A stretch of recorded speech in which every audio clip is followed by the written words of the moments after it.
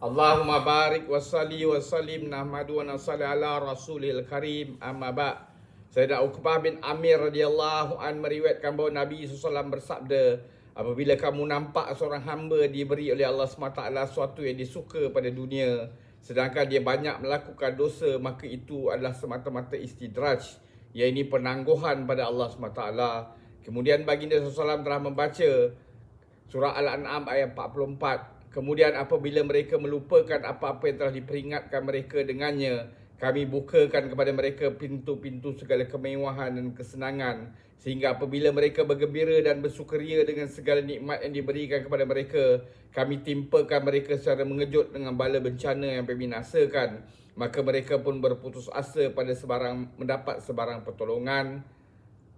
Al-An'am ayat 44. Sayyidina Uqbah bin Amir radhiyallahu an meriwayatkan bahawa Nabi SAW bersabda, apabila kamu nampak seorang hamba diberi oleh Allah SWT sesuatu yang dia suka pada dunia, sedangkan dia banyak melakukan dosa, maka itu adalah semata-mata istidraj, iaitu penangguhan pada Allah SWT. Kemudian baginda SAW telah membaca surah Al-An'am ayat 44. Kemudian apabila mereka melupakan apa-apa yang telah diperingatkan mereka dengannya, kami bukakan kepada mereka pintu-pintu segala kemewahan dan kesenangan, sehingga apabila mereka bergembira dan bersukaria dengan segala nikmat yang telah diberikan kepada mereka, kami timpakan mereka secara mengejut dengan bala bencana yang membinasakan. Maka mereka pun berputus asa pada mendapat sebarang pertolongan. Ayat ini adalah ayat 44 surah Al-An'am. Ayat tersebut dan ayat sebelumnya menceritakan tentang tindakan Allah SWT terhadap umat-umat yang terdahulu secara ringkas. Terjemahan ayat-ayat itu ialah, demi sesungguhnya kami telah utuskan rasul-rasul kepada umat-umat yang dahulu daripadamu, lalu mereka mendustakannya, maka kami seksakan mereka dengan kebuluran dan penyakit, supaya mereka berdoa kepada kami dengan merendah diri serta insaf dan bertaubat. Maka alangkah eloknya kalau mereka berdoa kepada kami dengan merendah diri serta insaf dan bertaubat ketika mereka ditimpa azab kami. Tetapi yang sebenarnya hati mereka keras, iaitu tidak mahu menerima kebenaran, dan syaitan memperelokkan pada pandangan mereka apa-apa yang mereka lakukan. Kemudian apabila mereka melupakan apa-apa yang telah diperingatkan kepada mereka, kami bukakan kepada mereka pintu-pintu segala kemewahan dan kesenangan, sehingga apabila mereka bergembira dan bersukaria dengan segala nikmat yang diberikan kepada mereka, kami timpakan mereka secara mengejut dengan bala bencana yang membinasakan. Maka mereka pun berputus asa daripada mendapat sebarang pertolongan. Lalu kaum yang zalim itu dibinasakan sehingga terputus keturunannya, dan dengan itu bersyukurlah kerana musnahnya kezaliman, dengan menyebut segala puji tertentu bagi Allah SWT, Tuhan yang memelihara dan mentadbir sekalian alam.